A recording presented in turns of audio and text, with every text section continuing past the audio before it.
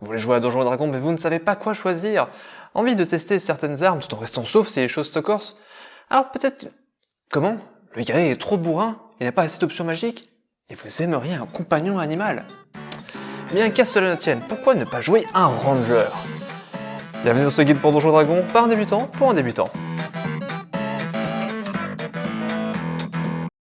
Le ranger, une classe qui se trouve dans un entre-deux un peu bizarre. Pas tout à fait un druide, mais pas tout à fait un guerrier. Si j'ai utilisé la même introduction que pour le guerrier, ce n'est pas pour rien. Le ranger a une base assez souple, qui en fait une classe idéale pour les débutants. Mais le côté débutant ici n'est pas une très bonne chose, car les features offertes par cette classe sont... pas très bonnes. En fait, pour faire simple, la classe dans sa version de base est considérée comme étant mauvaise. Les features sont incroyablement situationnelles et peu efficaces. On est venu au point où la classe s'est fait modifier plusieurs fois sur Unearth Arcana. Là où ils testent les nouvelles règles et les sous-classes. Du coup, je vais ici décrire les features des 3 versions différentes pour vous donner un peu un aperçu des choix disponibles. Je vais du coup parler de la version de base, la version Unearth Arcana 2016 et la version 2019/Tasha. Maintenant, les caractéristiques. Le ranger utilise le D10 pour ses points de vie, ce qui permet d'appuyer ses facilités au corps à corps et potentiellement de devenir le deuxième tank du groupe. Côté équipement, vous pouvez utiliser des armes simples et martiales, et vous pouvez utiliser les armures légères et moyennes, ainsi que les boucliers. Vous pouvez ajouter votre bonus de maîtrise dans 3 compétences parmi celles-ci, ainsi que dans vos jets de réaction de force et de dextérité. Passons aux fameuses features. Au niveau 1, vous avez le terrain de prédilection et l'ennemi favori, et au niveau 3, vous avez l'instinct primitif. Ce sont ces features qui posent le plus de problèmes et qui n'arrêtent pas de se faire modifier. Commençons avec l'ennemi favori. En tant que ranger, vous avez passé de longues années à vous entraîner à chasser un type d'ennemi en particulier, et vous êtes devenu un expert en la matière quand il s'agit de les chasser ou de les tuer. Vous avez donc avantage sur les jets d'histoire pour vous souvenir d'informations à propos de votre ennemi favori, et sur les jets de survie pour le traquer. En plus de ça, vous pouvez apprendre la langue de votre ennemi favori. Enfin ça c'est si vous voulez, perso mon ranger il disait c'est les démons mais il parle nain. Au niveau 6, vous pouvez choisir un deuxième type d'ennemi qui se retrouvera dans votre collimateur, puis un troisième au niveau 14. Alors, avoir quelques bonus face à 3 types d'ennemis au niveau 14, ça peut sembler bien sur le papier, mais ça ne l'est pas. Il y a 13 types d'ennemis dans le jeu, plus toutes les races humanoïdes, donc pour vous tomber sur l'une des 3, vous avez votre maigre bonus. Bah j'espère que votre maître de jeu sera gentil avec vous. Puis même si vous choisissez un type d'ennemi commun comme les animaux en début de campagne, bah vous n'en croiserez plus au bout d'un certain niveau, il n'y a pas d'animaux au-dessus du challenge 4. Donc à part pour l'occasionnelle attaque de loup ou d'araignée, vous n'en croiserez plus beaucoup. Votre bonus ne servira pas à grand chose. Unearth Arcana 2016 propose au moins un bonus qui justifie un peu la rare utilisation de cette feature. En plus des bonus dont nous venons de parler, vous obtenez un plus 2 au jet de dégâts face à votre ennemi favori. Au niveau 6, vous devenez mettre face à 2 types de créatures, mais pas de troisième type au niveau 14. À la place, votre bonus grandit. Votre plus 2 au dégâts devient un plus 4, et vous avez avantage sur tous les jets de réaction pour résister aux compétences faites par votre ennemi favori. En soi, c'est très fort, ça permet d'augmenter drastiquement les chances d'ignorer ou de résister à ce qu'un monstre pourrait vous envoyer, et du coup de rester maître de la situation. Votre deuxième feature qui grandit en parallèle de votre ennemi favori est le terrain de prédilection. Avec cette feature, vous êtes particulièrement à l'aise dans un environnement. Vous choisissez l'un des 8 types d'environnement du jeu, et tant que vous êtes dans cet endroit, genre la forêt, vous gagnez différents bonus. Pour commencer, si vous faites un jet de compétences basé sur la sagesse ou l'intelligence dans lequel vous ajoutez déjà votre bonus de maîtrise, et bien votre bonus est doublé. Basiquement, vous obtenez expertise, une feature de roublard et de barde. En plus de ça, les terrains difficiles ne ralentissent pas votre groupe lors de voyage, donc ça ne marche pas en combat. Vous ne pouvez pas être perdu, sauf par moyen magique, vous trouvez 2 fois plus de nourriture lors de votre cueillette de baies, et lorsque vous voyagez seul, vous pouvez vous déplacer à vitesse normale tout en restant discret. Également, lorsque vous traquez une créature, vous apprenez leur nombre, leur position, s'ils sont passés récemment par ici, et leur taille. Et en plus de ça, vous gagnez le statut alerte, ce qui est normalement un talent. Vous ne pouvez pas être surpris, et les attaques des ennemis contre vous n'ont pas avantage. Vous pouvez choisir un deuxième terrain de prédilection au niveau 6, puis un troisième au niveau 10. Bon, les bonus ici ne sont pas si mauvais, en plus le statut alerte et l'expertise le rendent même assez fort. Et puis honnêtement, il y a assez peu de chances pour que vous visitiez les 8 types d'environnement. Genre si vous avez une session qui s'est passée sur la banquise après avoir visité un désert, faites-le moi savoir, je suis très curieux de savoir comment ça se passe. La version Unearth Arcana 2016 propose quelque chose de légèrement différent. Si vous gardez les différents bonus dont j'ai parlé plus tôt, vous remplacez l'expertise par quelque chose d'un peu plus efficace au combat. Déjà vous ignorez les terrains difficiles, quels qu'ils soient, en plus vous avez avantage sur vos jets d'initiative, et vous avez avantage sur le jet d'attaque face à des créatures qui n'ont pas encore agi. Alors un peu spécifique, mais en soi c'est très fort, surtout pour le niveau 1, mais ça s'aligne avec ce qui est proposé d'habitude au niveau 6 pour les autres classes. Aussi, vous ne choisissez pas de troisième terrain de prédilection, désolé. Et enfin, notre troisième feature qu'on va passer niveau 3, l'instinct primitif. Et laissez-moi vous dire que ce truc ne sert à rien. Alors la question c'est qu'est-ce que ça fait? Eh bien, en utilisant un slot de magie, vous pouvez détecter pendant 1 minute la présence d'aberrations, de créatures célestes, de démons, de dragons, de fées, de zombies ou de démons. Cette feature ne révèle ni la position, ni le nombre de créatures que vous avez détectées. Vous avez utilisé un slot de magie pour ne pas savoir où se trouve votre ennemi. Est-ce que j'ai vraiment besoin d'expliquer pourquoi ça ne sert à rien? Attendez, je dois vérifier quelque chose.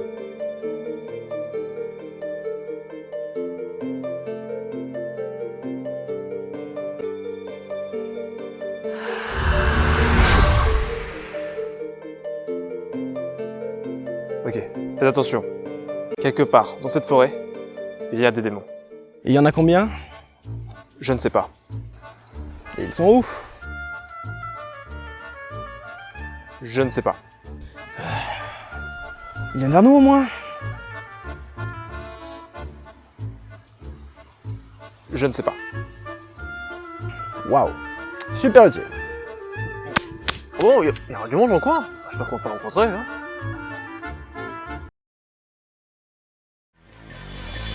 Alors oui, je suppose que je devrais utiliser cette feature en parler du terrain de prédilection, mais des kilomètres ça fait quand même beaucoup à couvrir, et j'espère pour vous que le monstre passe exactement là où vous trouvez, parce que la plupart de ces créatures ne laissent pas de traces, ou alors en font une tellement grosse que c'est posant de jet pour la trouver. Et puis en plus vous avez un space lot pour utiliser cette feature, mais vous en avez déjà pas beaucoup. Heureusement, cette feature est beaucoup plus utile dans la version Alert Arcana 2016. Ici, la feature vous donne quelque chose d'assez similaire à la langue des bêtes pour Furbolg. Vous pouvez communiquer avec les animaux en faisant des gestes et des sons. Vous pouvez ainsi communiquer des idées et des questions simples, savoir ses besoins, ses intentions, ses humeurs, ses sous-influences magiques, et vous pouvez utiliser une action pour le convaincre de ne pas vous attaquer.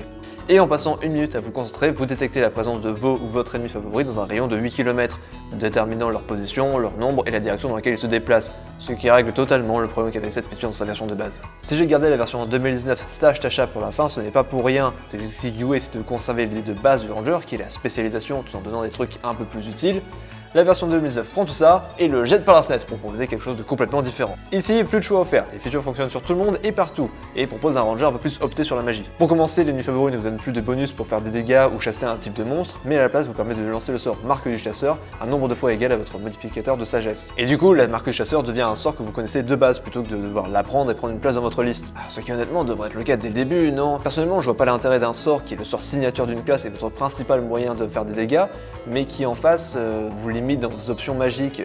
Et pour ceux qui me parlent de Eldritch Blast du Warlock, c'est encore un peu autre chose, mais on en reparlera. Dans la version officielle du Chaudron Tasha, par contre, la feature est pas fifou, honnêtement. Basiquement, quand vous touchez une cible, vous pouvez la marquer, et une fois par tour, vous pouvez ajouter un dé de dégâts déterminé par votre niveau. Cette feature, qui tente de remplacer la marque du chasseur, demande quand même concentration, et du coup, l'intérêt même de la feature est inutile. Autant utiliser directement la marque du chasseur, autant utiliser le sort directement, il est beaucoup plus rentable en termes de dégâts, et au moins offre des bonus pour traquer la cible. Alors on pourrait dire que c'est une version light du sort, et ok, au moins ça a l'avantage de ne pas coûter 2 slots, mais à partir du niveau 5 à 9, vous en avez plein des slots, du coup un sort de premier niveau ne coûtera pas grand chose. Le terrain de prédilection est remplacé par l'explorateur habile, vous donnant des features que vous pouvez choisir au choix, ou pas, au niveau 1, 6 et 10. En premier, vous avez Malin, qui vous permet d'apprendre 2 langues supplémentaires et d'avoir expertise dans 1 ou 2 compétences. Nomade augmente votre déplacement de 5 pieds, ce qui vous permet de déplacer une case au plus au combat, et vous gagnez une vitesse d'escalade et de nage, ce qui est important à souligner puisque avoir une vitesse de nage fait que vous n'avez pas de désavantage sur les attaques faites sous l'eau. Infatigal vous permet en utilisant une action de gagner un nombre de points de vie temporaire égal à 1 des 10 ou 1 des 8,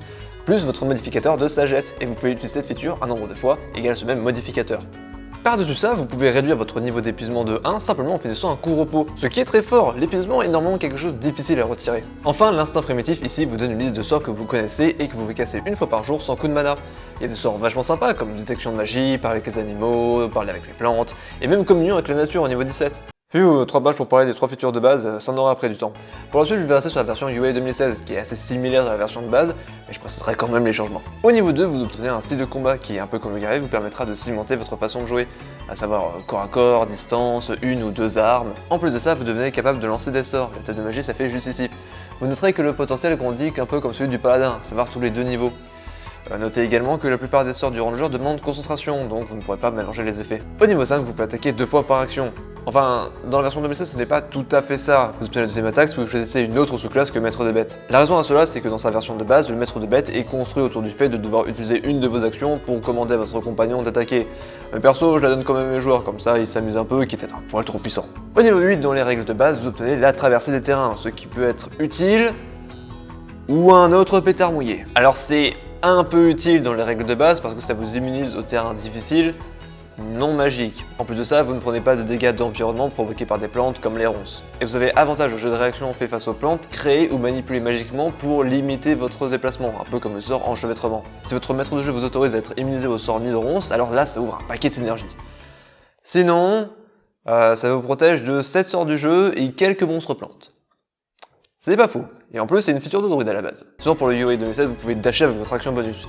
Ce qui est pas trop mal, c'est une valeur sûre. Au niveau 10, Tasha propose le voile de la nature, ce qui vous permet avec une action bonus de devenir invisible.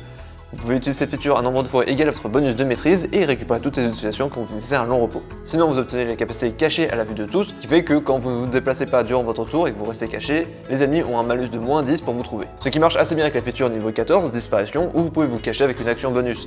En plus de ça, vous ne laissez pas de traces à moins de le vouloir et du coup il est impossible de vous suivre, sauf par moyen magique. Au niveau 18, vous obtenez les sens sauvages. Vos sens sont tellement affinés que vous pouvez déterminer la présence d'une créature même si elle est invisible. Vous n'avez pas de désavantage au jet d'attaque face à une créature invisible et vous connaissez sa position exacte tant qu'elle est dans un rayon de 10 mètres autour de vous, ce qui fait à peu près 30 pieds.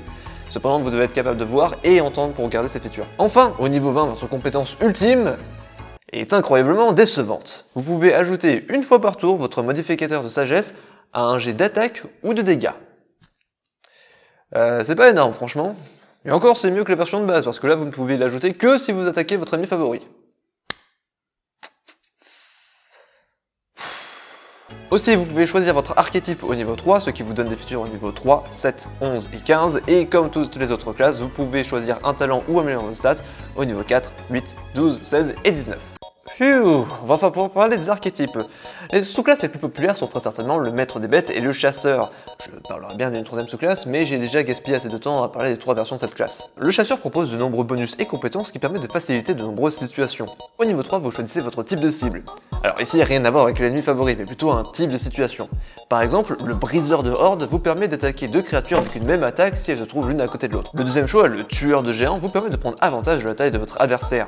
Si la créature qui vous attaque est large ou plus grande, et qu'elle rate une attaque face à vous, vous pouvez utiliser votre réaction pour contre-attaquer et placer un petit coup d'épée comme ça là gratuitement. Et le tueur de colosse est très certainement le plus pratique. Dès que votre adversaire n'a perdu ne serait-ce qu'un seul point de vie, vous pouvez ajouter une fois par tour, et si vous attaquez avec une arme de mêlée, un débit de dégâts supplémentaires. Au niveau 7, vous apprenez une tactique défensive. Soit vous prenez échapper à la horde, ce qui fait que les attaques d'opportunité face à vous ont des avantages, soit vous prenez la défense contre les attaques multiples. Si vous faites toucher par une attaque, vous recevez un bonus de plus 4 à votre classe d'armure pour résister à toutes les attaques faites par cette créature pendant le reste du tour. Sinon, vous pouvez prendre la volonté d'acier, ce qui vous donne avantage au jet de réaction pour ne pas être effrayé. Au niveau 11, vous obtenez une forme d'attaque multiple, soit avec votre arc, ce qui vous permet de toucher toutes les créatures dans un rayon de 5 pieds, il va juste vous falloir beaucoup de flèches, soit avec vos épées, faisant littéralement une attaque circulaire et attaquant toutes les créatures se trouvant dans une zone de mêlée. Et au niveau 15, vous prenez une nouvelle option défensive, ayant le choix entre évasion ou esquive surhumaine, des features de roublard surprenamment, où la première vous permet, si vous faites un jet de réaction de dextérité, de prendre aucun dégât si vous réussissez, ou seulement la moitié si vous échouez, et la deuxième vous permet de vous rendre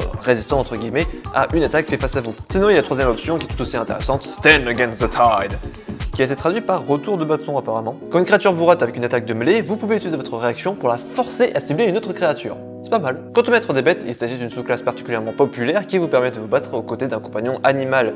Et qui ne veut pas d'un ours, d'un aigle ou d'une belette géante à ses côtés? Personnellement, j'ai une petite chouette et elle est particulièrement forte. Alors les règles pour cette sous-classe sont un peu particulières parce qu'elles sont pensées pour fonctionner en binôme avec le ranger.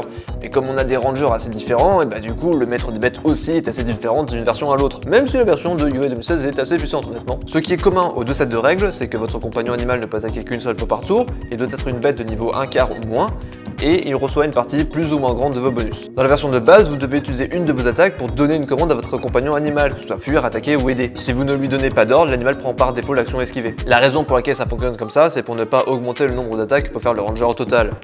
D'ailleurs, ce serait bête de rendre la classe trop forte. Votre compagnon animal agit pendant votre tour et applique votre bonus de maîtrise au lieu du sien à ses jets de réaction, ses jets de compétences, ses jets d'attaque, sa classe d'armure et ses dégâts. Il doit commencer avec 12 points de vie et il ne peut pas faire plus de 8 points de dégâts par attaque. Ce qui est un choix. Au niveau 7, commander autre chose qu'attaquer devient une action bonus, ce qui permet de ne toujours pas augmenter le nombre d'attaques, mais au moins de fluidifier certains aspects du combat. Au niveau 11, on augmente le nombre d'attaques par tour, grosse surprise! Lorsque vous commandez votre compagnon d'attaquer, celui-ci fait 2 attaques. Et au niveau 15, lorsque vous lancez un sort qui vous affecte vous, il affecte également votre animal, ce qui vous permet par exemple de vous soigner tous les deux en même temps. Il faut juste que votre animal soit à 9 mètres ou moins de vous, ce qui fait 30 pieds. Dans la version UA 2016, votre compagnon animal va devenir super fort. Ça va presque devenir un deuxième tank de votre groupe, c'est dire. Pour commencer, vous pouvez, comme dans la règle de base, ajouter votre bonus de maîtrise au jet d'attaque, de dégâts, de compétences, de réaction et la classe d'armure de votre compagnon. La différence ici, c'est que votre compagnon commence avec 15 points de vie ou moins, mais n'est toujours pas supposé pouvoir faire plus de 8 points de dégâts par attaque. Côté plus positif, vous pouvez choisir 2 compétences en plus de celles que votre compagnon a déjà, dans lesquelles vous pouvez ajouter votre bonus de maîtrise. Mais plus fort, votre compagnon gagne également vos bonus face à votre ennemi favori. Bam, plus de dégâts, plus de résistance, plus de... Ah bah non. Bah non, il fait toujours que 8 points de dégâts par attaque. C'est quoi cette classe qui refuse d'être efficace? Aussi, votre compagnon fait son propre jet d'initiative et du coup agit durant son propre tour. Au niveau 5, votre compagnon devient capable d'attaque coordonnée. Quand il vous voit attaquer une créature, il peut utiliser sa réaction pour lui aussi attaquer. Au niveau 7, tant que votre compagnon vous voit, il a avantage sur tous ses jets de réaction. Donc pas seulement face à votre ennemi favori. Au niveau 11, votre créature peut laisser parler sa colère, avec l'orage de griffes et de crocs, attaquant toutes les créatures se trouvant dans sa zone de mêlée. Et voilà, maintenant que vous connaissez tous les détails de cette classe, il est temps de faire votre personnage. Déjà, il faut savoir quelles armes vous comptez utiliser pour du coup déterminer si la force ou la dextérité devra être votre stat la plus importante. Notez cependant que cette classe encourage l'utilisation de la dextérité. Certaines des features dont on en parlait plus tôt ne marchent tout simplement pas si vous avez tout misé sur la force. Votre deuxième stat la plus importante est du coup la sagesse, c'est elle qui déterminera l'efficacité de vos sorts et le nombre d'utilisations de certaines de vos features. Comme pour le druide, l'elfe des bois est limite un cliché, mais il donne un bon bonus en dextérité et en sagesse. Le halfling aussi est un choix intéressant avec le bonus en dextérité et la résistance au poison, même si personnellement je préfère le halfling Lotus Dead qui donne 2 sorts et une feature plutôt pratique. Le Gashtar aussi est un très bon choix, juste pour le bonus en sagesse qu'il donne. Votre troisième stat la plus importante devrait être la constitution, mais vous pouvez vous permettre de ne pas y prêter trop attention si votre personnage est orienté dextérité et tir à l'arc. Côté sort que je recommande, la marque du chasseur et parler avec les animaux sont très pratiques. Le premier augmente les dégâts de 1d6 par attaque que vous infligez, et le deuxième vous permet de parler avec les animaux. Vous pouvez également prendre un sort de soin, Cure Wound ou Goodberry c'est plutôt pratique si vous n'êtes pas le soigneur principal du groupe.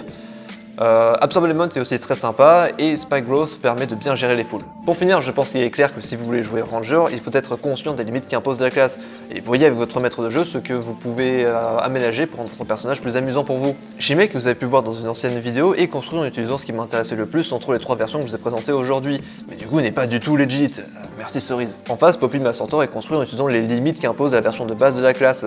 Et Troc, en face, utilise simplement les règles de Tasha.